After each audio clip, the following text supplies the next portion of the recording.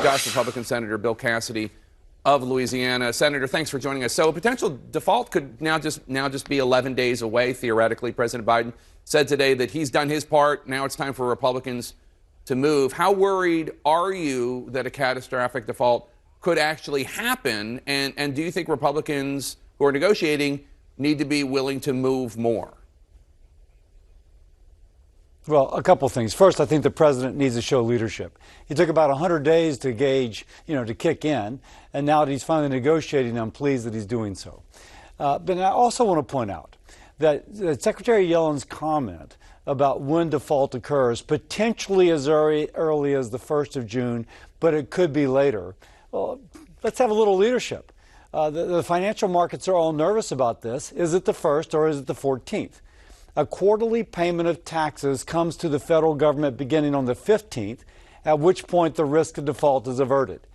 So the president just needs to step up and calm down the markets by being specific. And lastly, the president has been jacking up spending his first 2 years of the presidency. Now he wants Republicans to accept that as a new baseline. I think Republicans and the American people are reasonable to say, Mr. President, just because you have artificially inflated spending for the first 2 years of your presidency, by the way, giving us all kinds of inflation to boot, does that become the new baseline?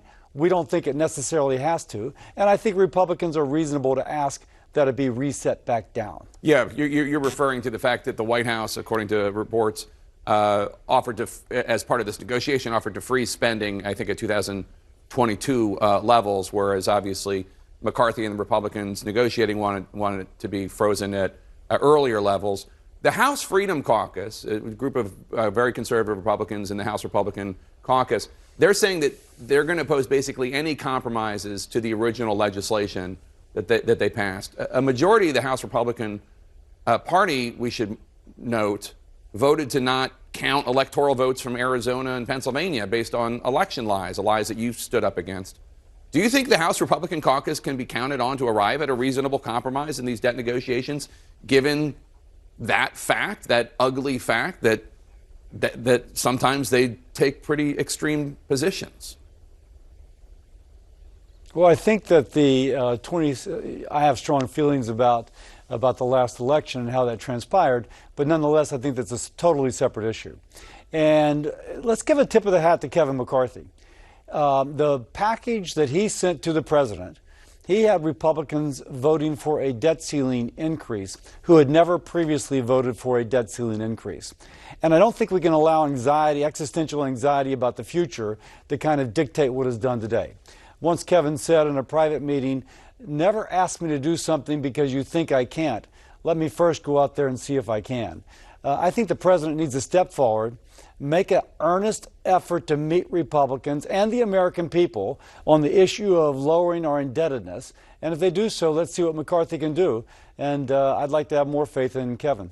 President Biden also said this morning that he thinks that he has the authority to lift the debt limit on his own using the 14th Amendment, though he said it's unclear if he has time to use it given all the legal challenges that would ensue.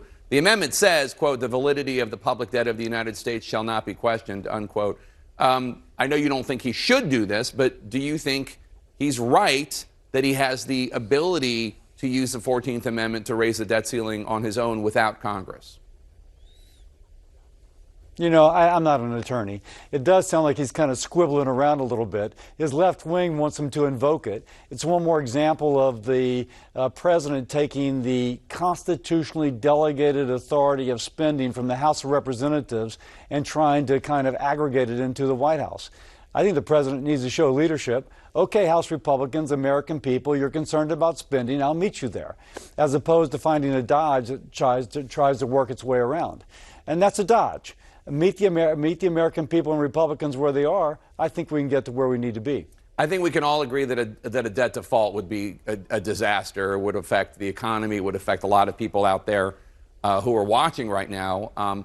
You are part of a group of bipartisan senators who have in the past worked out other compromises on infrastructure, on guns, on other issues. Is there a plan B here if we get right up to the moment that a default could actually happen? Is there any sort of emergency legislation to raise the debt ceiling for 2 more months or anything like that, just to make sure that the country does not plunge into this catastrophe?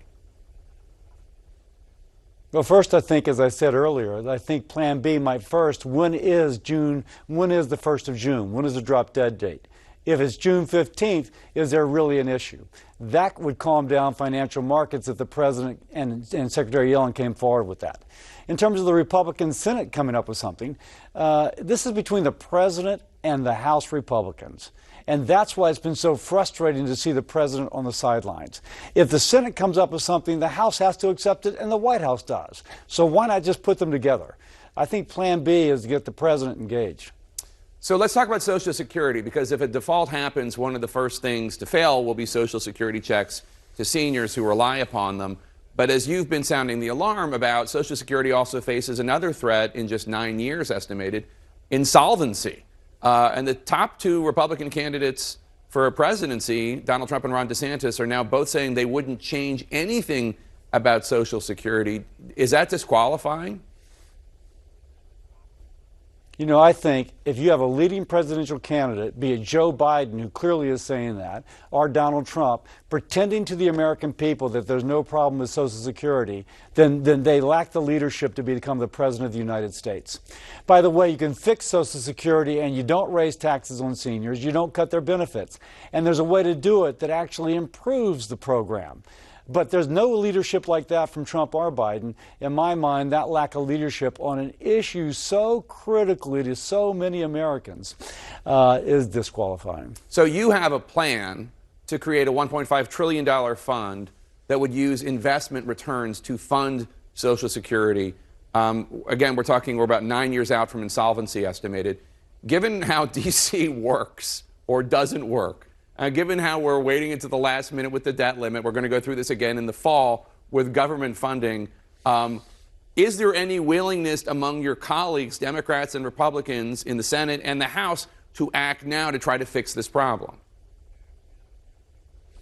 First, to put this in context, when insolvency comes in 9 years, people who are currently receiving social benefits will get a 24% cut. That's the reason you want to act now. And if you wait until the deadline, then the cuts are bigger and the tax increases are greater. And so if you want to solve it now without that, you need to solve it now. And we actually had bipartisan senators and bipartisan group of representatives that were willing to commit to this big idea. Again, $1.5 trillion in an investment fund, separate from Social Security, and the risk falls upon the fund. If the market goes down, people still get their benefits. No 24% cut. When Joe Biden came out in his State of the Union speech and began to speak about Republicans trying to take away your Social Security, it all fell apart. The president clearly plans to run for re-election, as does Joe Biden, as does Donald Trump, making Social Security an issue, attacking anyone who comes against them. They are ignoring a problem which is important for our seniors, important for our nation's indebtedness. I wish both of them would show real leadership.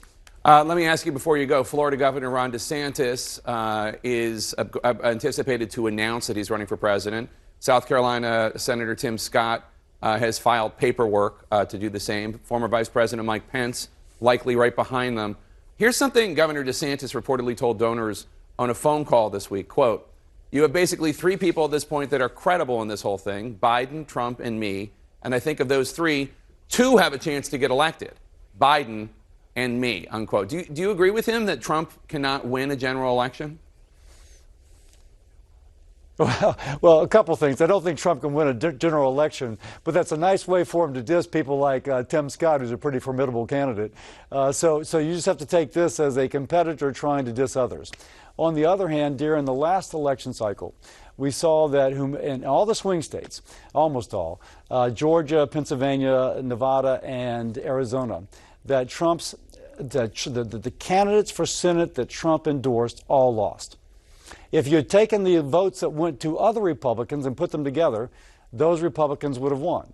So I think the president's kind of high-profile endorsement of those candidates actually hurt those candidates, at least in the general election. So if past his prologue, that means President Trump is going to have a hard time in those swing states, which means that he cannot win a general election. All right, Senator Bill Cassidy, Republican of Louisiana. Good to have you back, sir. Thank you so much. Thank you, Jake.